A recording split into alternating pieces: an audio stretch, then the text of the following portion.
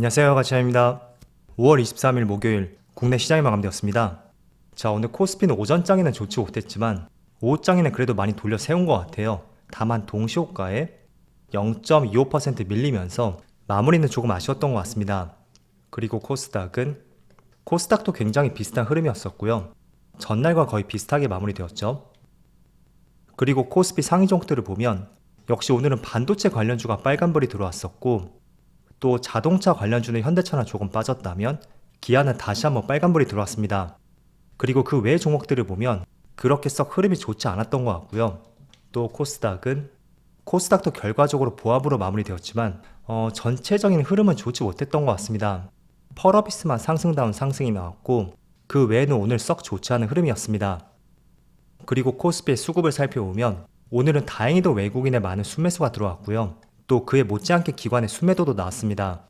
그래서 기관 때문에 상승폭을 많이 반납했다고 생각이 되고, 또 코스닥은 마찬가지로 오늘 흐름은 그렇게 썩 좋지 못했지만 오랜만에 기관과 외국인의 양매수가 들어왔습니다. 그리고 삼성전자, 오늘 다행히도 외국인의 순매수가 들어왔고요. 1000억이 넘는 많은 순매수가 들어왔었네요. 그리고 SK하이닉스도 마찬가지로 종가가 정확하게 20만원에서 마무리가 되었어요. 역시 외국인의 많은 순매수가 들어왔고, 삼성전자보다 1.5배 많은 매수세가 들어왔습니다. 그리고 현대차는 오랜만에 외국인의 순매도가 나왔고, 반대로 기아는 이틀 연속으로 외국인의 순매수가 들어왔습니다. 자, 그럼 이어서 주체별 매매 동향에 대해서 살펴보도록 하겠습니다.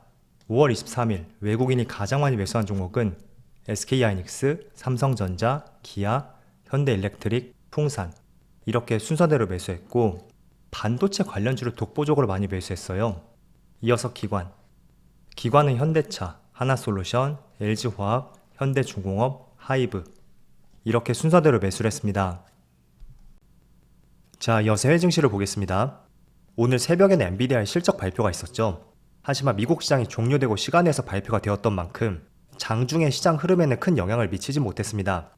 그래서 나스닥은 마이너스 0.18%로 마무리되었고, 또 S&P500은 마이너스 0.2%, 다우지수는 마이너스 0.5%로 마무리되었습니다. 그리고 반도체는 1%의 상승이 나왔어요. 일단은 반도체를 제외했다면 전체적으로 시장 흐름이 좋지 못했고요. 그리고 추가적으로 아시아 증시를 보면 니케이는 1%의 상승이 나오고 있고, 대만은 0.3%, 중국 증시는 1%의 약세림이 나오고 있습니다. 자, 우선 오늘 새벽에 두 가지 이슈가 있었어요. 자, 시간에서 엔비디아의 실적 발표가 있었죠. 그런데 생각을 했던 것보다도 무려 영업이익이 전년 동기보다 8배의 상승이 나왔었고, 일단은 월가에서 예상했던 영업이익이 약 130억 달러였습니다. 그런데 실제로 170억 달러 근처까지 나오면서 예상치를 거의 20% 이상 넘기면서 발표가 되었습니다. 그래서 시장은 시간외에서 크게 환호를 했었고, 드디어 처음으로 주당 1000달러를 돌파했죠.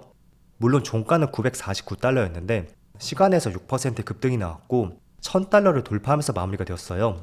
그리고 추가적으로 나왔던 재료가 더 긍정적이었는데 10대 1로 액면 분할 결정이 나왔죠. 그래서 지금이 주당 1000달러라면 한 주당 가격이 100달러로 줄어들 것이고요. 또 배당적인 부분도 현재보다 2배 이상 확대를 하겠다는 이런 발표도 있었습니다. 그래서 실적의 예상치를 상회한 것 외에도 액면 분할 결정이라든지 배당까지 두 가지 추가적인 호재 이슈가 나왔었고, 일단 액면 분할을 한다는 것은 주가의 가치에는 변함은 없습니다. 다만 주당 1000달러에서 100달러로 줄어든다고 생각해보세요. 아무리 주가의 가치는 변함이 없다고 해도 일단은 싸 보이는 효과가 있잖아요. 그래서 주가가 조금 더 탄력적으로 움직일 가능성이 있고, 주가가 계속 상승하는 종목들은 이런 액면 분할이 빈번하게 발생이 됩니다. 지난 2020년 당시에도 테슬라가 대표적인 종목이었었고, 국내에서는 카카오가 대표적인 종목이었죠. 그래서 액면 분할을 하게 되면 저는 추가적으로 시세 분출은 더 크게 나올 것이라고 생각이 되고, 이런 기대감 때문인지 자, 오늘 다시 한번 반도체 관련주에 좋은 흐름이 나오고 있습니다. 대표적으로 HBM 관련주가 더 좋은 흐름이 나오고 있고, 하이닉스는 드디어 20만원을 돌파하면서 역사상 신고가를 또다시 기록했어요. 그리고 삼성전자는 물론 미약하긴 하지만 현재 1%의 좋은 흐름이 나오고 있습니다. 그리고 한미반도체도 지금은 시가보다는 조금 떨어져 있지만 여전히 빨간불을 보여주고 있고, 이 고점 박스권대의 저점을 이탈하지 않는다면 충분히 또 한번 추가 상승을 기대를 해볼 수 있을 것 같아요. 자, 그런데 생각보다 국내 증시가 엔비디아의 긍정적인 실적 발표가 있었음에도 불구하고, 물론 지금 빨간불이 들어오고 있지만 특히 오전장은 조금은 미지근했었거든요. 저는 그 이유가 여기에 있다고 생각이 돼요. 엔비디아 실적 발표와 함께 어제는 5월 FMC 의사록이 공개가 되었고 생각보다 굉장히 매파적인 발언들이 담겨 있었습니다. 지난번 연준 입장에서는 금리 인상에 대한 원화적인 발언이 있었고 그 때문에 다시 한번 시장에 돌려세웠습니다. 하지만 실제로 의사록을 공개해보니까 다시 한번 인플레가 발생이 된다면 충분히 금리 인상 가능성에 대해서도 언급이 있었던 것을 알 수가 있습니다. 그래서 엔비디아의 실적 발표보다 이 내용은 조금 더 빨리 발표가 됐을 거예요. 그래서 그 때문에 미국 증시가 크게 좋지 못한 흐름이 나왔었고 또 오전장까지 국내 시장도 매파적인 FMC 의사록에 대해서 시장이 부정적인 내용들을 소화했던 것 같습니다. 자, 그런데 미국의 나스닥 선물지수라든지 전체적인 자산 시장들 오전장의 큰 급락보다는 생각보다 잘 버텨주는 흐름이 나왔어요.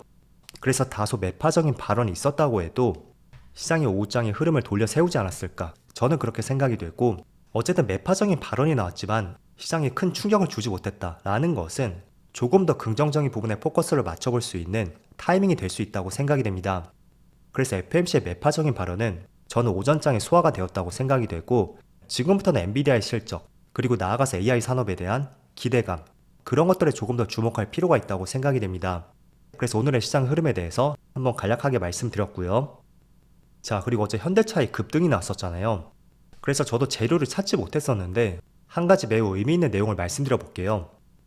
자, 어제는 대체적인 기사를 보면 실적 모멘텀으로 주가의 상승이 나왔다는 이런 기사들이 상당히 많았습니다. 자, 그런데 제가 조금 조사해 보니까 미중 무역 갈등에 따른 수입자 관세 인상, 그게 큰 영향을 미쳤다고 생각이 돼요.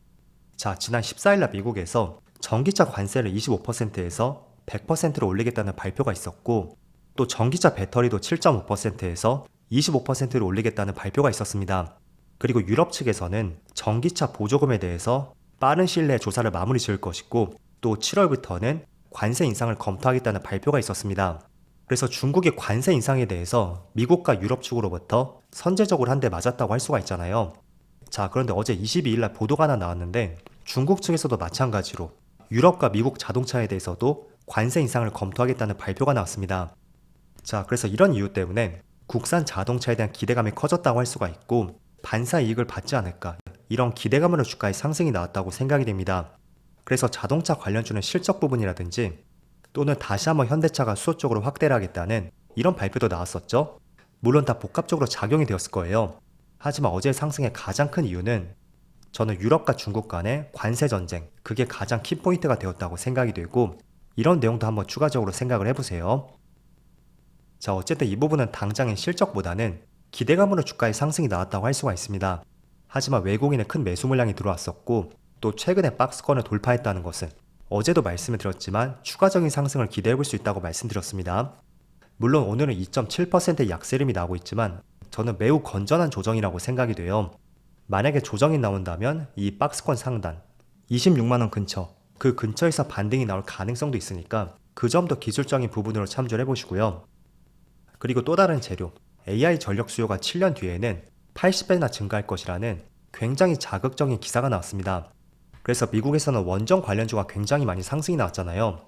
반면에 국내에서는 전선 관련주들, 구리 관련주 이쪽에 강한 상승이 나왔고, 최근 들어 원전 관련주에서 국내 시장도 좋은 흐름이 나오고 있습니다. 제가 여기서 드리고 싶은 말씀은 어쨌든 AI 전력 수요, 이 부분은 크게 개선이 될 것으로 판단이 돼요. 그렇다면 구리 수요라든지 전선 수요, 이거는 계속해서 증가할 수밖에 없고, 그런 면에서 최근에 구리 가격, 제가 구리 가격 상승에 대해서 계속 관심을 갖자고 말씀드렸습니다. 물론 최근에 한 차례 크게 급락이 났어요. 가파른 상승에 따른 피로감이 표출이 되었다고 생각이 되는데, 여전히 저는 구리 쪽은 계속 관심을 가져야 된다고 생각이 되고, 그런 부분에서 오늘 구리 관련주가 조금은 약세림이 나왔다고 해도 계속 한번 관심을 가져오자고 말씀을 드리겠습니다. 자, 어쨌든 시간에서 엔비디아의 급등이 나왔던 만큼 오늘 밤에 미국 증시의 흐름을 같이 한번 지켜보시고요. 시간에서 7% 가까이 상승이 나왔죠. 때문에 그 이상으로 상승 마감할 수 있는지, 그런 부분도 중요하게 한번 살펴보신다면 좋을 것 같습니다. 자, 그럼 늦은 시간까지 수고 많으셨고요. 저는 내일 영상에서 다시 찾아뵙도록 하겠습니다. 모두 즐거운 저녁 되세요. 감사합니다.